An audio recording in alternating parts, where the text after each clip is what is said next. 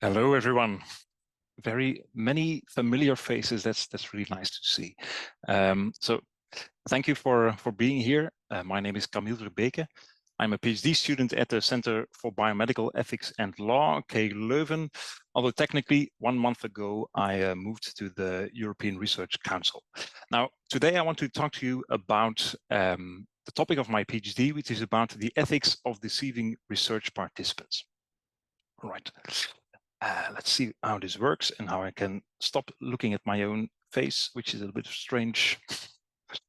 Yes, okay. So as said, I started at the ERC, which obliges me to say that what I'll be presenting is part of my PhD and not an official position of the European Commission, of course. Okay. About 2 years ago, and the NBC News started or headed with the following title. A mental health tech company ran an AI experiment on real users. Nothing stopping apps from conducting more. All right, this kind of worrying title. What is it about? Well, maybe you've seen it somewhere. It's about the so-called Coco app. And what is Coco? Well, Coco is an app. Is an app for people who are suffering with suicidal thoughts and intentions, and I would like to reach out to peers for peer support, to talk about what they're going through. And what did the app do? Well, the app replaced the peer support by ChatGPT-driven responses without making the users well aware that this was occurring. And this led to quite some outrage, some public outrage. And this is just one of the several deceptive studies that have reached headlines, that have reached the news in the last couple of years. We have also seen similar studies by Facebook, by LinkedIn, by Uber, and they give us quite vexing cases of deception. So I'll try to come back to this case in the second part of this presentation, where we try to dissect a little bit what is going on. Now, I see that I've started before giving some idea about the questions and answers. So I'll try to present first maybe about 40-45 minutes on these with my presentation, and you can of course ask for clarificatory questions in the chat. Right? Your mics and your videos are normally disabled, but I'd rather have you ask the question in the chat if something is confusing, so that you can move along, and I can expand a little bit on that. And afterwards we can have a Q&A, have some kind of a cafe discussion as is intended. Now, deception. What is deception? Deception I will define as inducing or maintaining a false belief in the participant's study understanding in the aim of increasing control. And so examples are lying, withholding truth from the participant, and we see an almost dizzying diversity of study designs, of research questions, and there's also of ethics issues related to the use of deception in research. Now, to give you an example, we have the typical psychology laboratory research. Take, for example, when you are trying to study anger and aggression. Well, you don't say to people, we are studying anger and aggression, because people will probably restrain themselves and you get some kind of a bias. So what usually happens is that researchers say, we're studying reaction time, or we're studying emotion. So they're deceiving participants. Now, besides laboratory studies, we also have actor studies, right? Audit studies. Usually things like mystery shopping, fake patients are sent to businesses, to pharmacies, to healthcare professionals, to assess whether they are actually living up to their professional standards. You also may also have seen something similar passing by in your inbox when your organization is trying to see whether you are falling for phishing emails. And these are also forms of deceptive studies where they're trying to trick you to click on a phishing link and to train you afterwards. We also have the other way around. So in case of audit studies, the researcher approaches the participant. In case of the other kind of study, such as the Coco app, the participant approaches the researcher. So the Coco app, you are feeling suicidal, you are having suicidal ideation, you reach out to the app, and the app deceives you in turn. And then we have undercover studies. Usually these are ethnographies where researchers go undercover in some kind of community to understand the social dynamics of what's going on. Think about a sociologist who is going undercover in a criminal enterprise, for instance. Now, to give you an example, do you have an idea of what this is? You can type your answers in the chat if you want. And one hint is that it is not your regular car seat. I'll give you the answer. So this is, ladies and gentlemen, a car seat cover costume. And this was used in a study 2016 by Stanford, where they were looking into whether people in the street, pedestrians, would cross the road if they would see an unmanned car coming by. Now, the car was not actually unmanned. No, the researcher was dressed up as a car seat and driving the car to ensure that everything was safe. So yeah, just an example to see how creative people can get in designing their deceptive studies. Another creative one you might recognize, and this is the famous or infamous behavioral study of obedience by Stanley Milgram in the 1960s.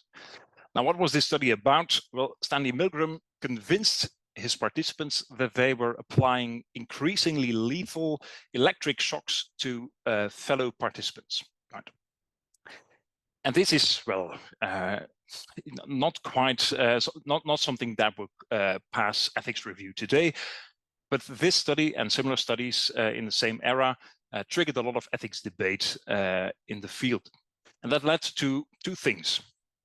On the one hand, we have research ethics guidelines that give us rules about how to deceive participants in an ethically justified way.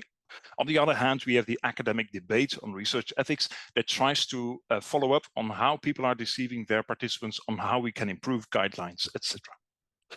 To give you an example of such a guideline, we have here the most recent iteration of the American Psychological Association's guideline that states that any study that uses deception should, and we have 4 rules. It should be justified by the study's value, societal value, for instance.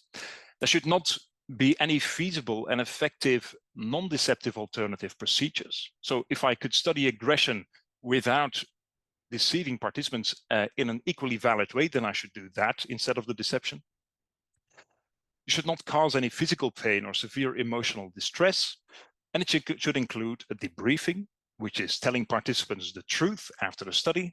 Participants should be allowed to withdraw their data after the study if they want, and researchers should minimize any of the harms inflicted on their participants. Now, you know, some nice ground rules, I think, but they remain quite general, quite abstract. Then we go to the research ethics literature. And so I put here a batch of about 250 research ethics papers on deception in a spreadsheet, so it's not really statistically correct, perhaps, but just to give you an idea of the trends that are occurring. So, for instance, we see that between the 1960s and today, there have been many publications on the ethics of deception, and it started mostly with psychology. And if you take into account that overall research publications are increasing, then we could infer that the debate on ethics in psychological research on the deception there is slowing down a little bit. On the other hand, sociology, criminology, medical research, pharmacology, computer science, political science, they're all increasing, you see an increase in the publications of deceptive studies. While in marketing, computer and consumer research, economics, we see that it seems to stagnate a little bit. And so we have a lot of variation over time, but also different ways in which people are approaching the ethics of deception. They may be using a survey questionnaire, asking how ethically justified is this study, maybe more theoretical approaches, maybe more case study approaches. And we see also that different fields are addressing different aspects of deceptive studies.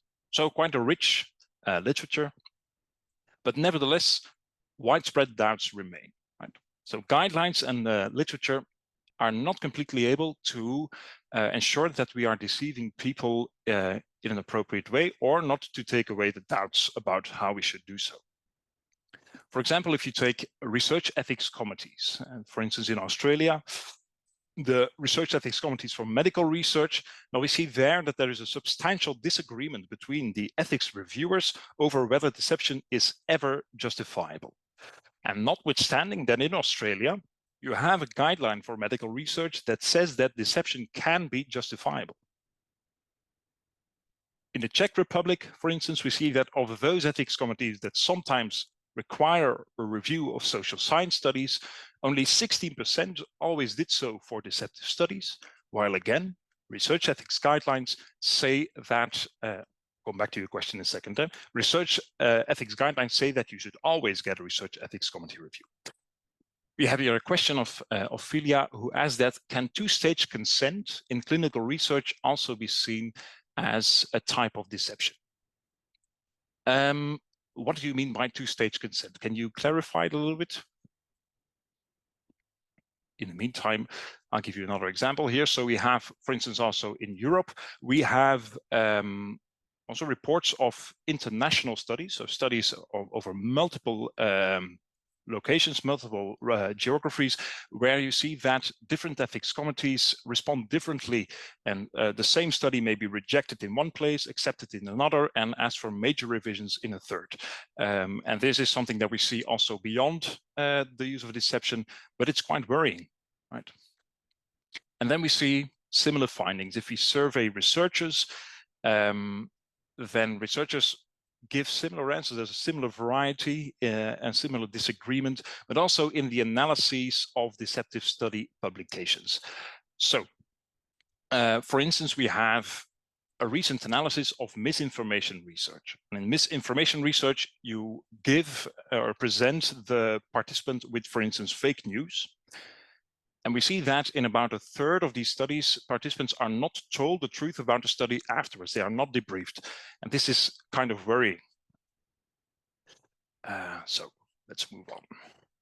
Okay, so what do we have? We have a lot of guidelines. We have a lot of papers. We see that ethics committees and researchers experience evaluation difficulties when they are facing deceptive studies. And we see that there are controversies like the COCO app study and suboptimal practices that remain. And the question is then, well, what is the chicken or the egg, or the rooster in this case also, because we have three, of course. And that's also the question that I asked for my PhD. That was the foundation. So what did we do? We asked, what do guidelines say? Right? But also, how do researchers evaluate their own use of deception? And then how can we bring guidelines and researchers closer together so that guidelines actually support researchers and research ethics committees better in their evaluation of deceptive studies?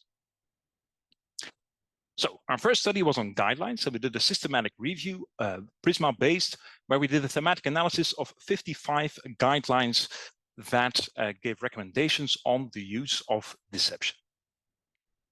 For those who want to read further on it, we have 2 publications also here. Now, what did we find? We found that the recommendations or requirements usually said that researchers should plan a debriefing and some form of informed consent when feasible. Right. Now, informed consent, you might think, okay, if you are deceiving somebody, can they still give you a valid informed consent? Well, and we see that there is a little bit of a shift in the discussion on this topic now, where it's more of a graded discussion. Like you have some informed consent, some kind of autonomy while still being deceived. And guidelines give some recommendations on this. You can provide relevant information, for instance, about the risks that you will be confronted with. If there are physical risks, for instance, you can still tell participants about the physical risk while deceiving them about something else. Deception can be closer to the truth. If you're studying aggression, you might say we are studying emotion, or you might say we are studying reaction time. Well, emotion is probably closer to aggression and what people can infer about the study than reaction time. So maybe closer is more acceptable. And you can ask participants whether they consent to be deceived. And maybe in this, maybe this is good to point out here Ophelia's question, who asked that, well, when a study starts with one informed consent form explaining the conditions of the control group, And afterwards, the participants are randomized between the control group and the experimental group.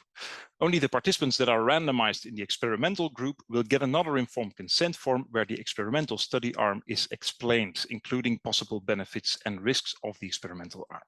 By consequence, participants randomized in the control will never have access to the information related to the experimental arm.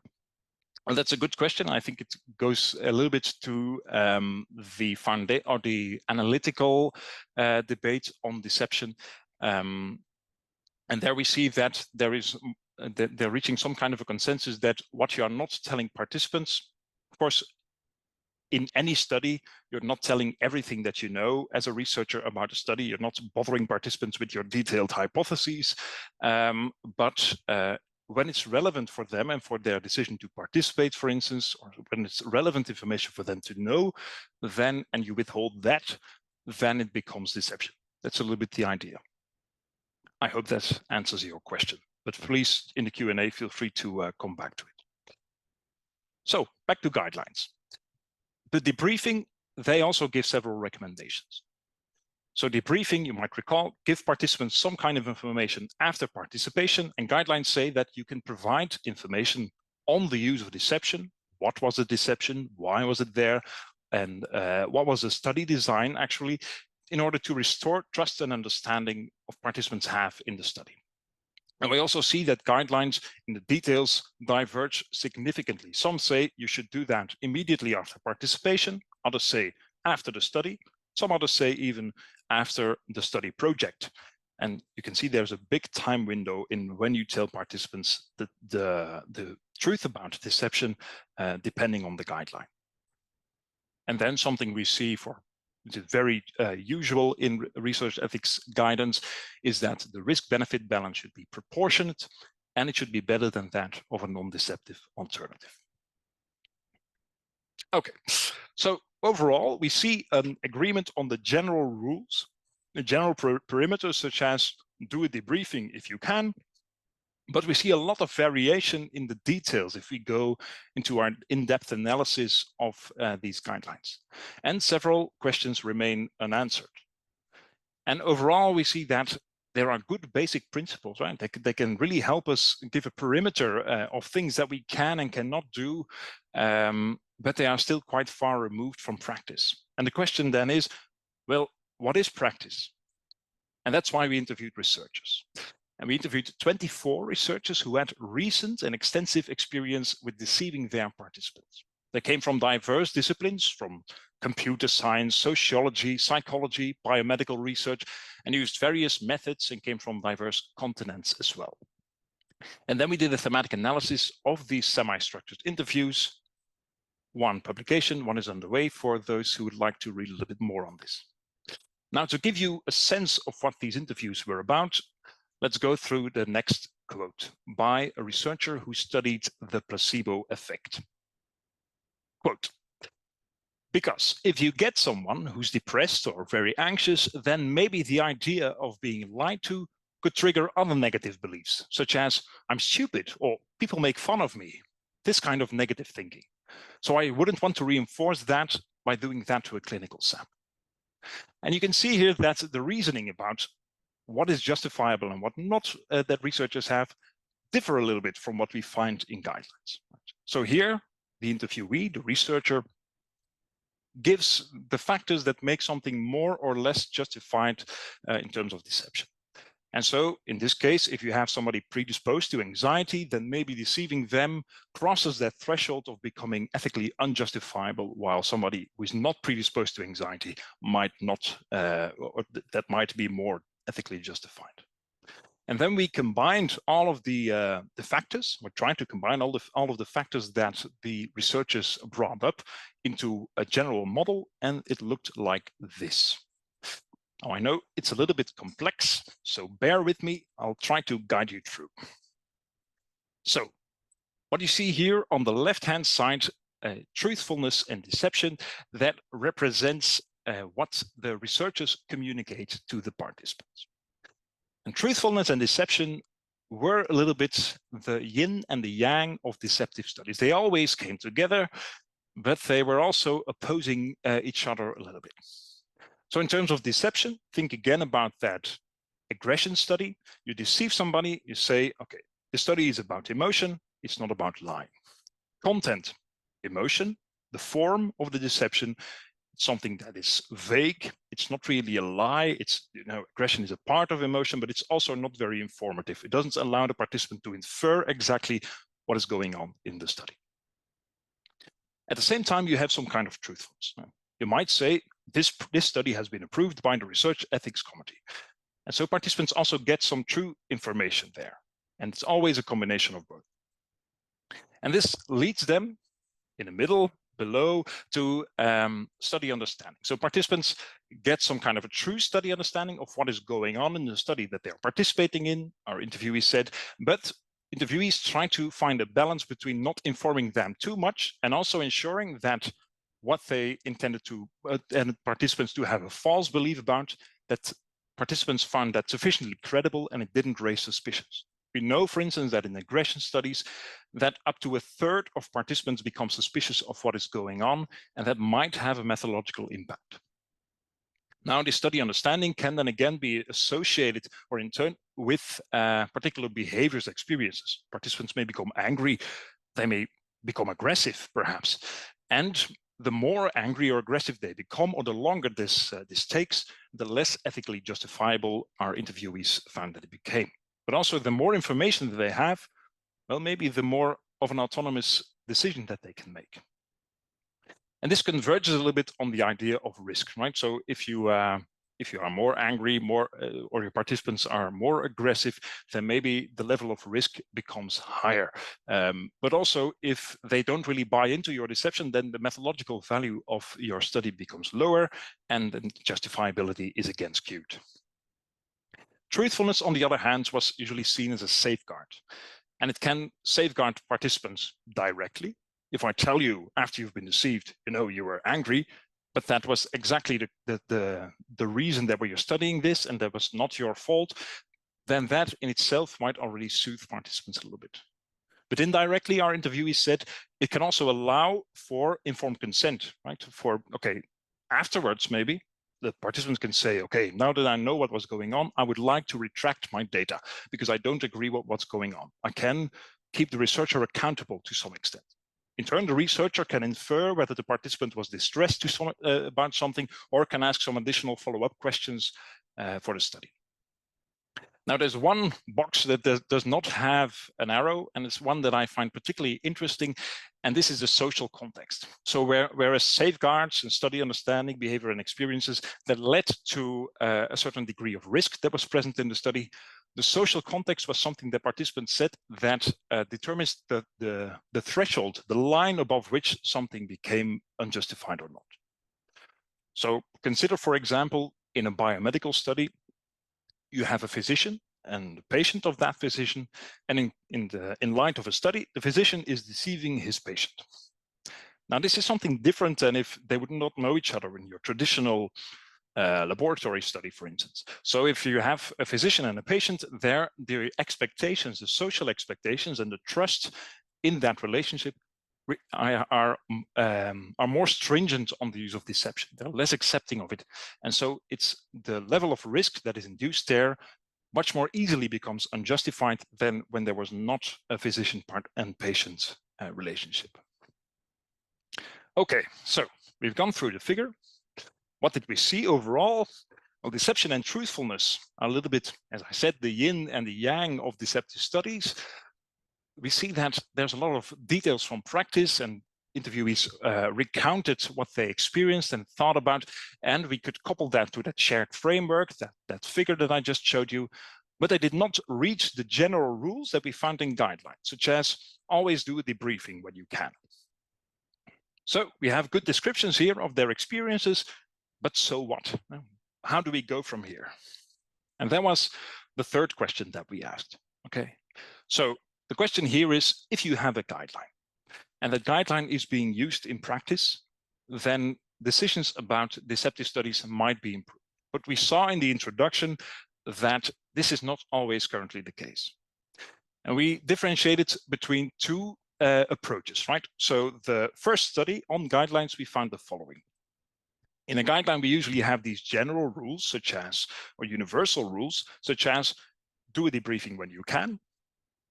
And these, in practice, these delineatives give some kind of a perimeter within which the discussion or the discretionary decision-making during research ethics review can take place. Right? So if you have to do a debriefing, okay, we need to ensure that there is debriefing, but the discussion in the ethics committee can fill in the details about what should this debriefing look like. Now, the rule does not give you much support in what this decision should look like. It just sets the perimeter. And what we then see is that, well, these rules usually focus on participant well-being and autonomy and ensuring that that is particularly ensured, right? So that participants are treated well. Now, what these rules that we have usually do not advocate explicitly is, for instance, principles of justice, or you can imagine deception is something very interpersonal. If I deceive my spouse, for instance, there's an impact on that social connection that is not very well articulatable in terms of harm, autonomy, but it's very interpersonal as well. And then in our interview study, we found another approach. We found that interviewees gave context-sensitive descriptions of what they consider to be more or less justifiable deceptive methods. And these, in turn, gave them tools to think about, okay, I did this in a previous deceptive study, what should I now do in this study? It looks a little bit similar, but here are different considerations. They didn't really have the rules there that set the perimeter, but they did have support in their thinking based on previous experiences, for instance. And this also allowed them to remember that the social context, to think about this social connection and this idea of justice, which is not really eminent in the guidelines. So if you try to combine them in terms of support, then you can have some rules, some general, consistent, authoritative rules to support the perimeter of your discussion, and then some descriptions of how all the elements of a protocol, of a study protocol, go together with each other and with these general rules to interpret the details of the practice, without giving you an idea of, or without giving you a rule of the briefing should always look exactly like this. No, that's up to you during doing your review, during your discussion. But it gives you some, for instance, a list of things to look at. So if you have, for instance, a study on aggression, you might have a list of questions that say, okay, how angry will participants get? Have you thought about this? What is the impact of the social relationship between you as a researcher and the fact that you are recruiting students? Things like that. So you can imagine a little bit of a list of things to consider. And this leads us to the second part of the presentation. So in my final part of my doctoral research, we looked at, okay, what could such a model look like in practice? And I think this may be the most practically relevant element. So we've just developed a model of what guidance with both rules and descriptions for deception could look like. And I'll take you back to the COCO app. Now remember, COCO app, it's an app for people who have suicidal ideations and they want to have peer support, and the peers were replaced by ChatGPT.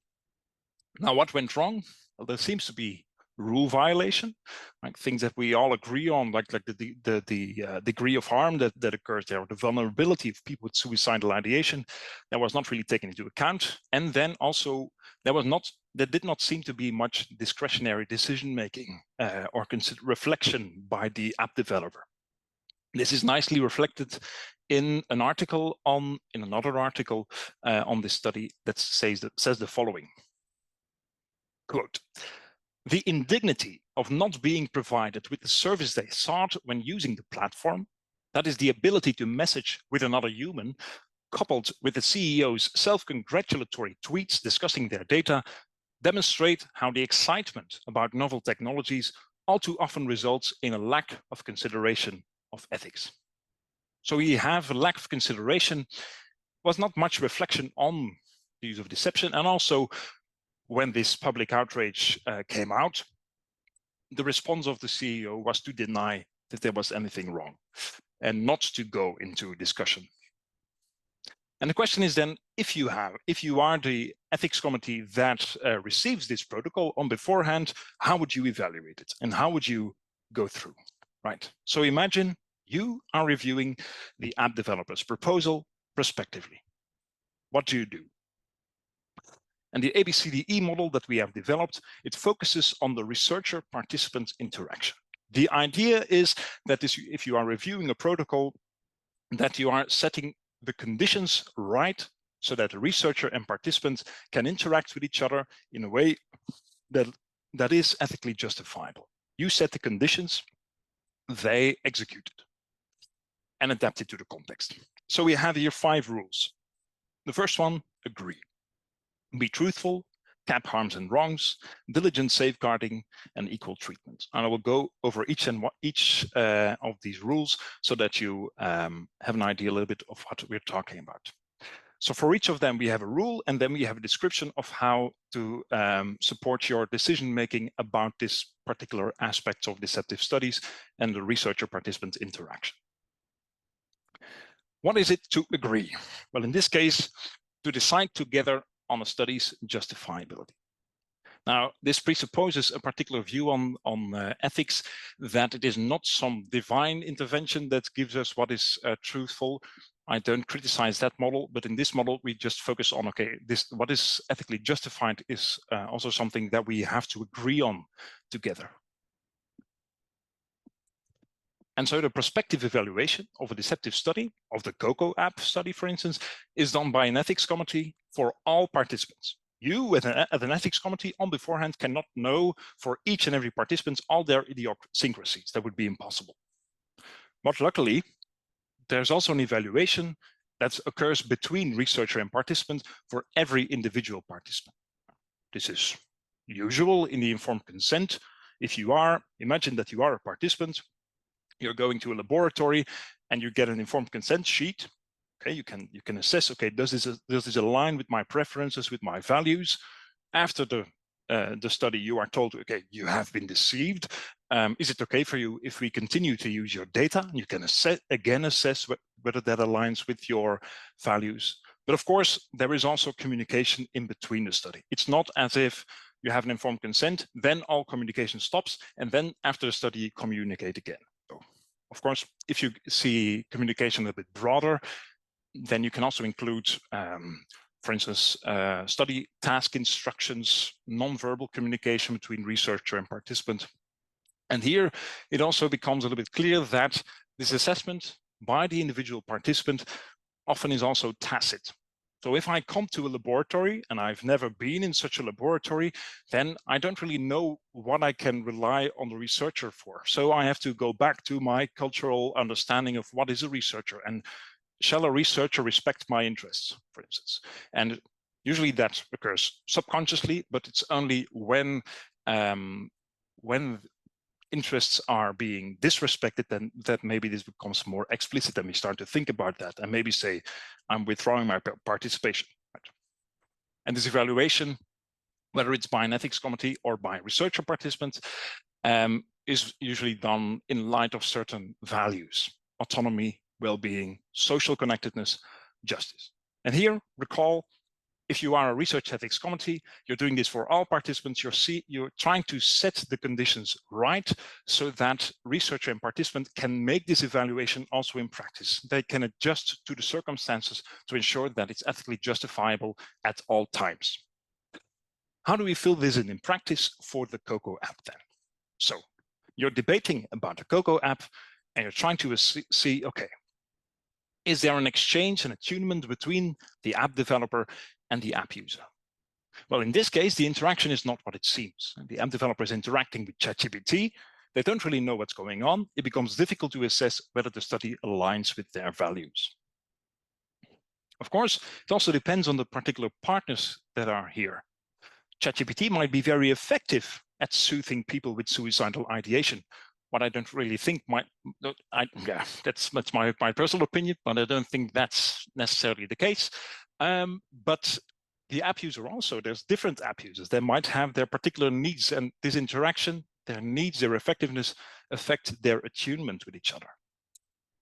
Some non-verbal contextual cues in that interaction okay, maybe the app user is experiencing genuine support from the app and then learns that it was all a deception, and then trust may be breached, right? And it affects again that attunement, that possibility to evaluate whether the study still is in line with their values. So these are all things you can consider in your deliberation about the study. Second rule, be truthful. And the idea is here that you try to ensure that everybody, researcher and participant, are up to speed as much as possible about the study. And this again is to ensure that this evaluation between researcher and participant can take place. So think again about our interview study with researchers. We try to balance the methodological value of the deception while trying to maintain as much as possible study understanding in the participant's mind as possible. So that's the first principle. The second one is this is continuous. It's not just during the informed consent moment, it's during the entire study that unfolds. And we also try to level a little bit the imbalance that occurs because of the deception. So a researcher always knows more about what's going on in the study, about all the hypotheses. But as Ophelia's question pointed out, it's about the relevance. So there's relevant information that the researcher is withholding from the participant that creates an information asymmetry, a power imbalance, and as soon as that power imbalance is no longer needed, it should be leveled. That's the idea of this third principle. So 3 rules. The question is then, okay, how to do that in practice? Back to the COCO app. So the COCO app and the researcher along with it gives some information and withholds some information. So they're not telling that it's actually ChatGPT, but maybe they're also providing some truthful information. Think again, yin and yang, truthfulness, deception. They're also providing real hotlines in case of an emergency, who you're gonna call. Now, the researcher is testing the effectiveness. And so ChatGPT is disclosing something to the participant, is responding to a question, to a worry, and the participant interprets. I'm talking to a peer. And then there is again that attunement. Okay. So the researcher knows that if you are using an app, you're not thinking, well, this might be ChatGPT. No, you're thinking that there's actually a peer on the other side, and you're trying to leverage that expectation, use your position of power to understand whether ChatGPT would be effective. If there was no such expectation in the first place, the study would be impossible. And so these are, again, several different things that you can take into account in your assessment, thinking, okay, is there enough truthfulness that could support, that is on the one hand effective, and that could also support the attunement between researcher and participant. Then cap harms and wrongs. First, no more than a low risk to participants that could not be reasonably anticipated by them. Here, the idea is that if participants cannot anticipate, for instance, in the Milgram study, that they will be that they will think that they are killing another human being, well, that's probably more than a low risk, so that's not acceptable in this case. But if they could anticipate it, and Milgram would have said, you are going to think that you are killing another person, then it's something different, and they've maybe consented to that, and you can debate about the role of deception there. Now, you should also not convince participants that they cannot make decisions. In the case of Milgram, he pressured participants to continue applying electric shocks. And participants may have thought at a certain point, well, I'm not really allowed to withdraw here. I have to just follow what the researcher is saying. And then again, here, it becomes unacceptable.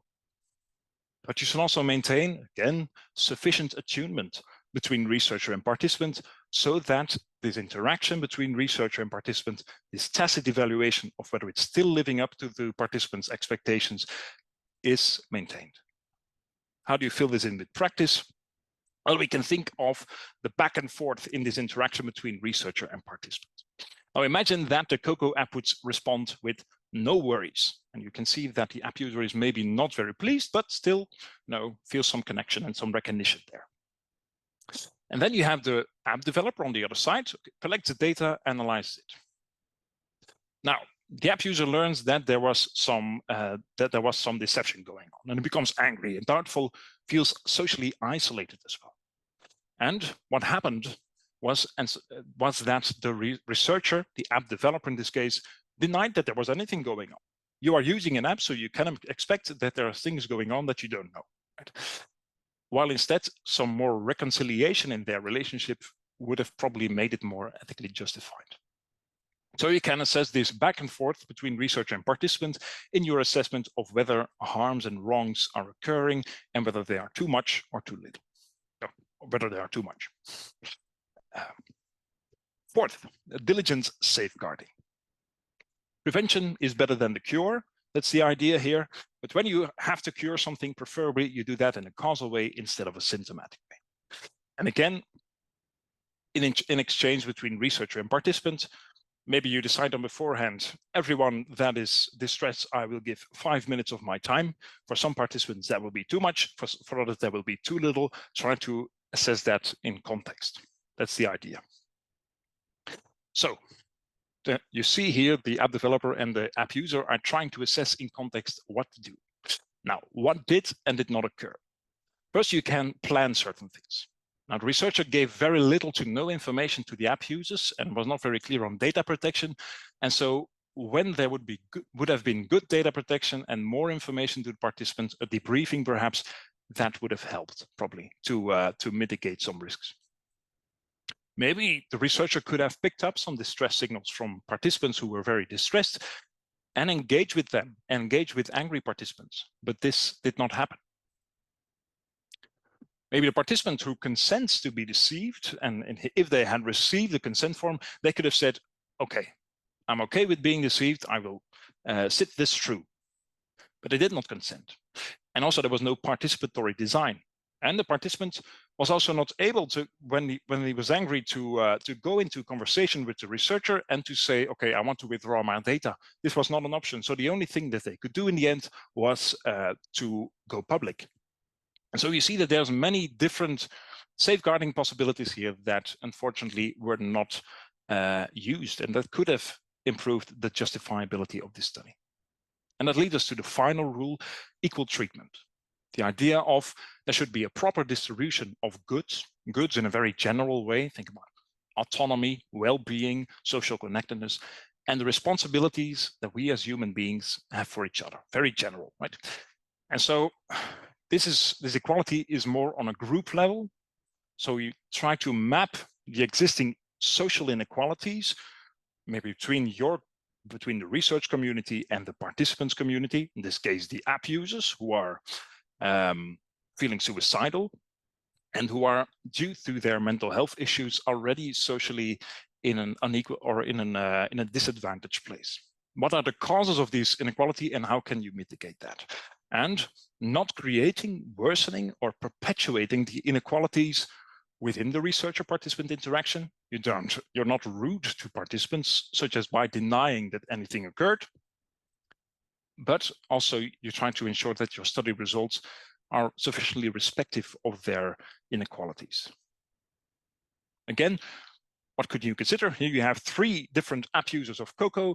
You have the man in the chair, you have the child who is using an app for adults, and then you have the adult app user. Right? And we see that there's different people, and we should take into account their different vulnerabilities and maybe their different needs. And this is also what ChatGPT was not really able to do, probably.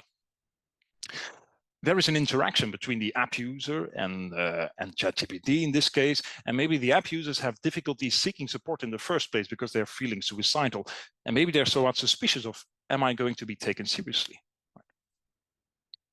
And the study itself, the results may have an impact on the entire group of people that are using the Coco app and may not be taken seriously. That may be stigmatizing for them. So again, all different things that you can consider when thinking about this equality or inequality in deceptive studies. Okay, so as we would say in Dutch, that was an entire sandwich. So that was a lot. Some take-home messages for you. So there is better support needed for the evaluation of deceptive studies.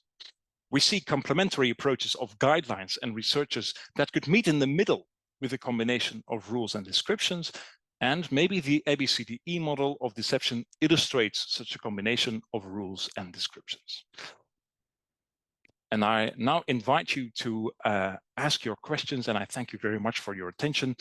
And I'm looking forward to our cafe discussion.